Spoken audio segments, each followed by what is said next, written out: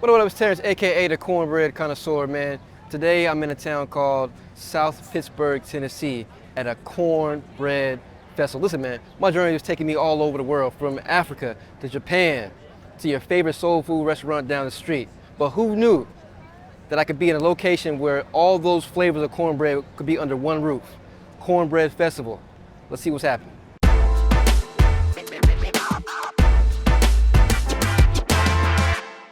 All right, for those that don't know, the last time I was in Tennessee, man, it just didn't go well. I'm sorry, Lil C's. I'm not rocking with the cornbread. I just gotta keep it real.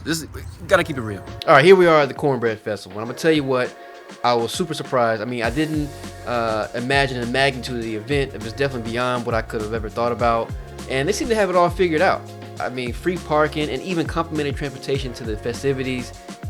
You know, didn't know what to expect. Only thing I could do now was do like that 1996 classic Spike Lee joint, get on the bus.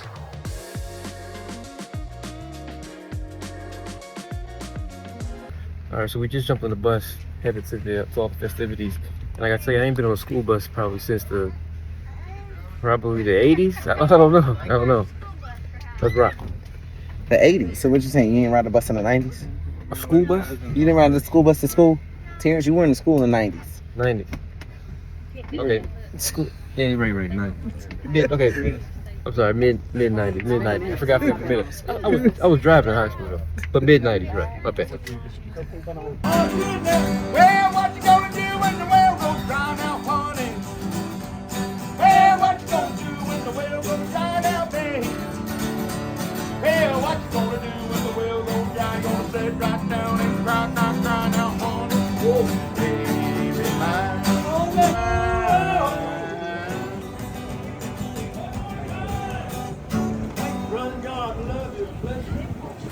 We're in the heart of things, the Cornbread Festival. Ran past a booth and I can't help but say they had a sign that said free cornbread. So you know I gotta check it out. Salsa, what was it? Free salsa cornbread. We're gonna check this out, see what they rocking with.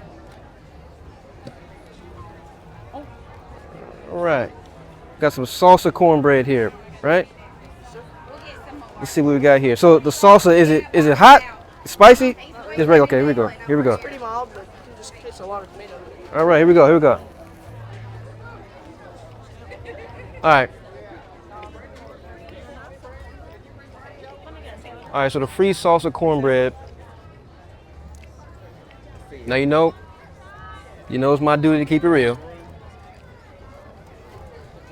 And this cornbread right here,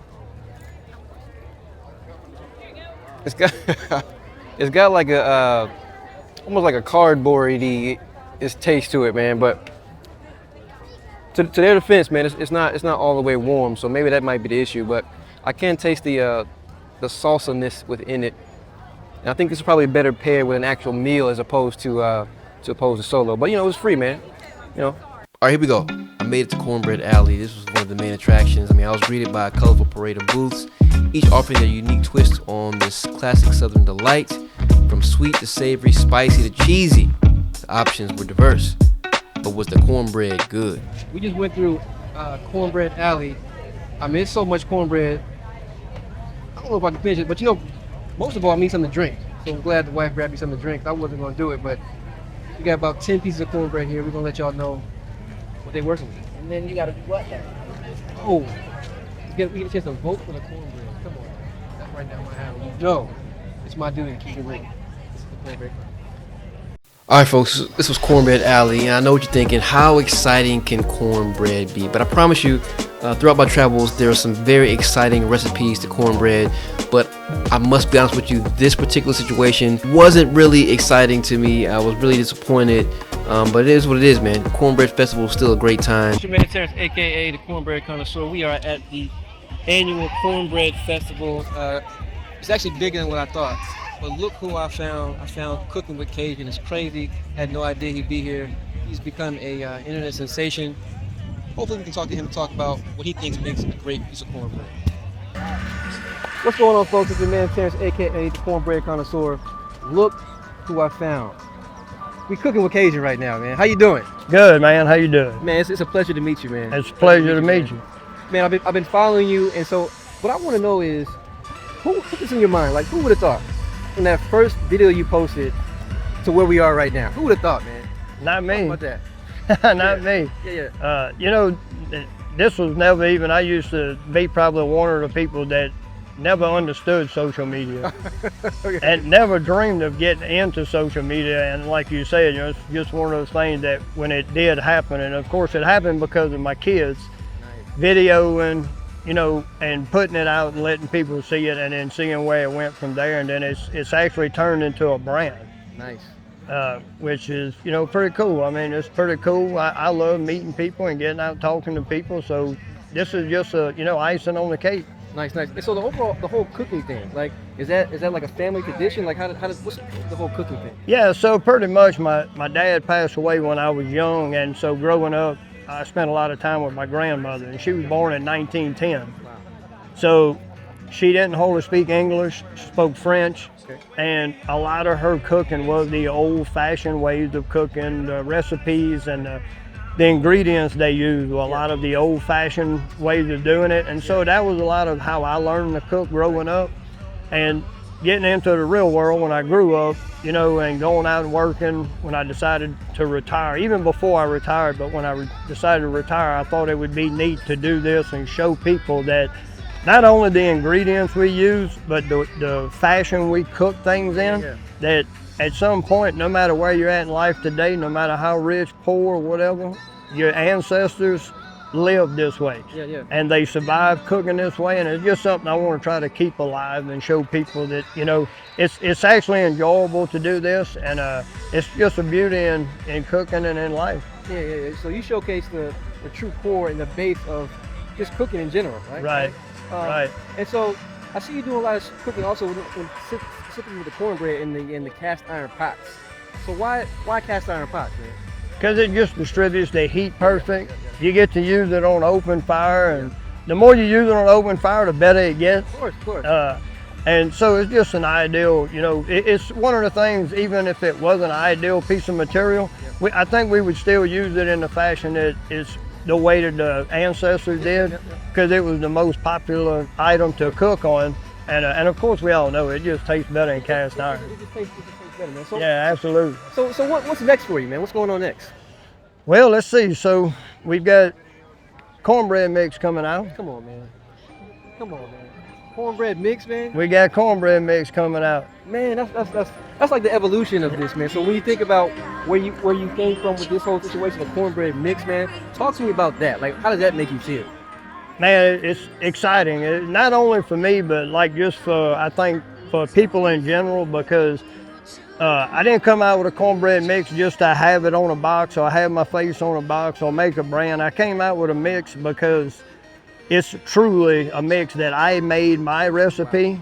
I spent months in a lab with people to make sure that we got this exactly the way I make it from scratch, with the least amount of ingredients needed at home. And you know, again, we cooked some today and let people sample, and we did 2 12-inch skillets, and they last about 30 seconds. So one of my things too, so we travel all over the world trying cornbread, and my thing is I want to make sure that the portion of the cornbread lasts the duration of the meal, right? Right. It's important. Like, I don't want to have a fork in my plate and that fork hits the bottom of the plate, my cornbread's gone. Right. Okay? So in your perspective, like, what do you think makes a great piece of cornbread? Well, one thing, it's got to be savory. Come on, man. I don't like sweet cornbread. You don't like sweet corn? Okay, yeah. Okay. No. Okay. I like savory cornbread because I like it with other things that are real savory. Yes. Like green, you know, with smoked turkey necks and ham hock. You know, so I like a good, firm, but I also like a cornbread like mine, where it's savory, but it's got a hint of different flavors. It's not just corn, but it's got that good corn flavor, but it's also really soft, and it stays soft in texture. Yes. You know, a lot of cornbreads I find after 2-3 hours, they get dry. They get dried out. And I can cook mine, and the next day, I can actually still have good cornbread in my pan. Fresh. Still fresh, still soft. you know. So yeah. Yeah. And so finally, like the whole saying that you always close all your videos with, where did that come from? So the whole ending of the video, the ça c'est bon. Yep. And that being in French, in English, that means that is good. Yep. So the main thing I end my videos with is motherfucking cornbread. Yep. And where that comes from is really pretty simple. You know, a lot of people, I think, they think it's just a vulgar saying, but growing up as a kid and even as a young adult, you know, it was common for, you know, we was as friends and family, you know, would say, hey, where'd that motherfucker go? You know, so it was a normal kind of saying we had. It wasn't like in a vulgar or in a disrespectful way. And so I fixed the plate one day and I forgot about the cornbread. And right as I was going to end the video, oh, I've got my fucking cornbread. And so I told my wife to edit that out, and she didn't. Yeah. And then it took off from there. Yeah. Man, that's cool, man. Listen, man, it's been a pleasure to. Oh, you know what? What's your favorite plate? Your favorite dish? My favorite dish? Yes, Man, I don't know. I've got a lot of. You cook a variety of stuff. I got a lot of. I've got a lot of dishes I love. I mean, Sunday dinner. To me, Sunday dinner has got to be the same thing. It's got to be pot roast. Okay. Maybe some fried chicken. Yep. Collards or mustard green. Come on, man. Black-eyed Come on, peas. man. Macaroni and cheese. Come on, man. Keep going. Sweet potato. And motherfucking cornbread. Motherfucking cornbread, man. Listen, man, it's been a pleasure talking to you. Great meeting you, man. I look forward to everything you have going on, man. I'm definitely a huge fan. It's been a pleasure, man. Thank you. I appreciate you coming out. Thank you, brother.